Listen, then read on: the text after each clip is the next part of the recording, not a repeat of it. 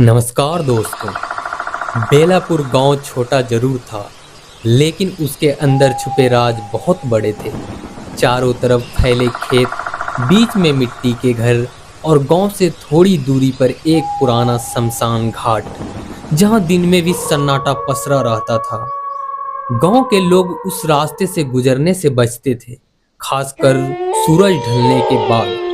कहते थे कि वहां सिर्फ राख और हड्डियां ही नहीं, कुछ अधूरी आत्माएं भी भटकती है। रामू उसी गांव का एक साधारण किसान था।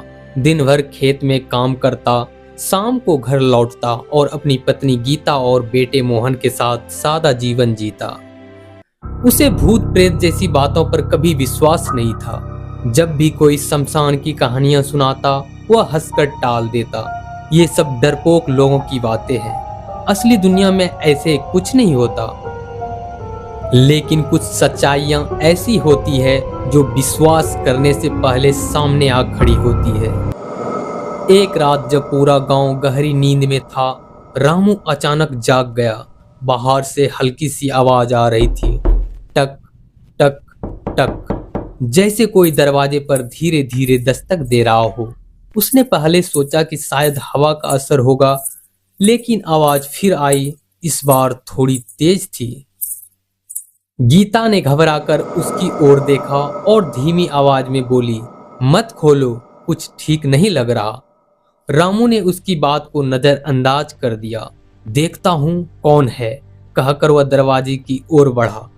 जैसे ही उसने कुंडी खोली, दरवाजा चरमराहट के साथ खुला, लेकिन बाहर कोई नहीं था, सिर्फ ठंडी हवा का झोंका और दूर कहीं से आती हल्की सी धुंध।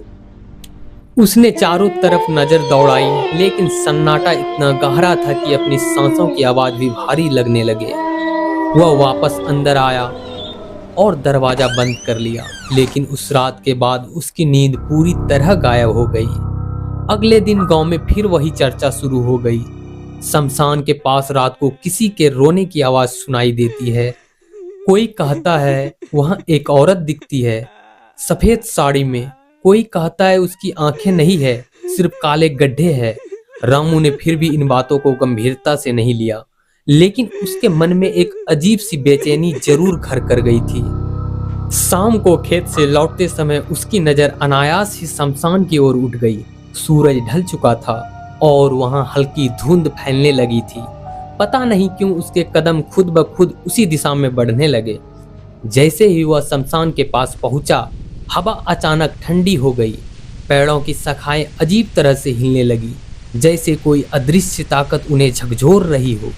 जमीन पर पड़ी राख उसके पैरों से उड़कर हवा में फैलने लगी, और तभी उसकी नजर सामने पड़ी, एक चिता जल रही थी।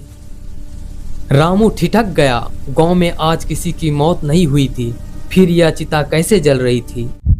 उसका दिल जोर जोर से धड़कने लगा। वह पीछे मुड़ने ही वाला था कि अचानक उसके कानों में एक धीमी आवाज गूंजी, तू क्यों आया है यहाँ?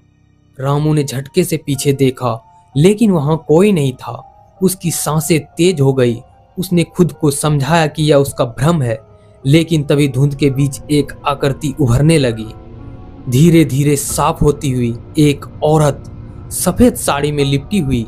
उसके बाल बिखरे हुए थे और चेहरा जैसे आग में झुलस गया हो।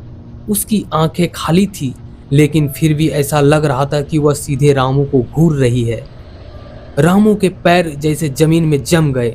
वह हिल भी नहीं पा रहा था। औरत धीरे धीरे उसकी ओर बढ़ने लगी। उसके कदमों की आवाज नहीं आ रही थी, लेकिन जमीन पर उसके निशान खुद बनते जा रहे थे। रामू के मुंह से शब्द भी नहीं निकल रहे थे। उसने किसी तरह हिम्मत जुटाकर कहा, मुझे जाने दो।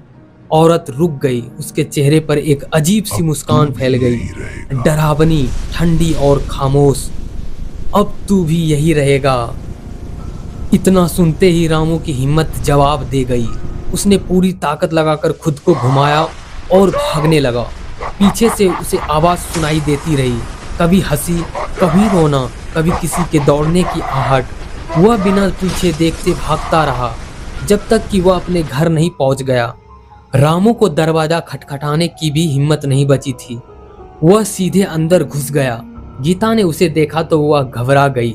रामू का चेहरा पीला पड़ चुका था आंखें डर से फैली हुई थी। पत्नी ने पूछा, क्या हुआ? रामू ने कांपती आवाज में कहा, वो सच है। उस दिन के बाद सब कुछ बदल गया। रामू अब पहले जैसे नहीं रहा। वह रात को सो नहीं पाता था, हर छोटी सी आवाज पर चौंक जाता। उसे हर वक्त ऐसा लगता कि कोई उसे देख रहा है। लेकिन असली डर तब शुरू हुआ जब एक रात मोहन अचानक उठकर दरवाजे की ओर चलने लगा।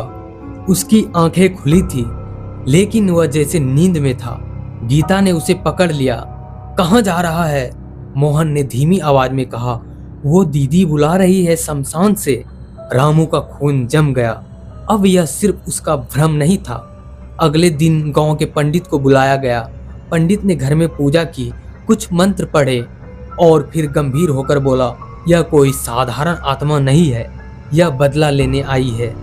गांव के एक बूढ़े आदमी ने तब एक पुरानी कहानी सुनाई। कई साल पहले गांव में एक औरत पर झूठा आरोप लगाया गया था कि वह जादू टोना करती है। लोगों ने गुस्से में आकर उसे शमशान में ले जाकर जिंदा जला दिया था। वह निर्दोष थी, लेकिन मरते वक्त उसने कसम खाई थी कि वह एक एक करके सबको खत्म करेगी।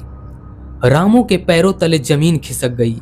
उसके दादा भी उस भीड़ में शामिल थे। उस रात जैसे ही अंधेरा गहरा हुआ, घर के बाहर फिर वही दस्तक हुई, टक टक टक। लेकिन इस बार दरवाजा खुद ब खुद खुल गया। वही औरत अंदर आई। उसकी आंखों से खून बह रहा था। उसका चेहरा और भी डरावना हो चुका था। वो बोली, आज तेरा हिसाब पूरा होगा। रामू ने हाथ जोड़ दिए, हमसे गलती हुई, हमें माफ कर दो। औरत हंसी, एक ऐसी हंसी जो इंसानी नहीं लगती थी।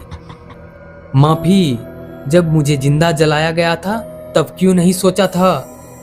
अचानक कमरे में आग लग गई, चारों तरफ लपटें फैल गई। गीता और मोहन चीखने लगे। रामू भागने की कोशिश करने लगा, लेकिन दरवाजा बंद हो चुका था। कुछ ही पलों में सब कुछ राख में बदल गया। अगली सुबह गांव वाले जब वहां पहुंचे तो रामू का घर पूरी तरह जल चुका था। अंदर किसी की पहचान भी नहीं बची थी। लेकिन कहानी यहीं खत्म नहीं हुई। उसी शाम जब सूरज ढल रहा था, कुछ लोगों ने शमशान की ओर देखा। वहां एक नई चिता जल रही थी और उसके पास वही औरत खड़ी थी।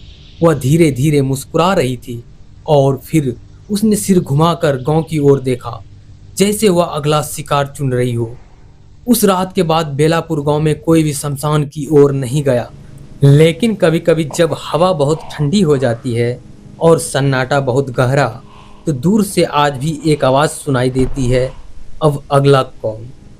धन्यवाद दोस्तों। अगर आपने यहां तक देखा तो आप हिम्मत वाले हो।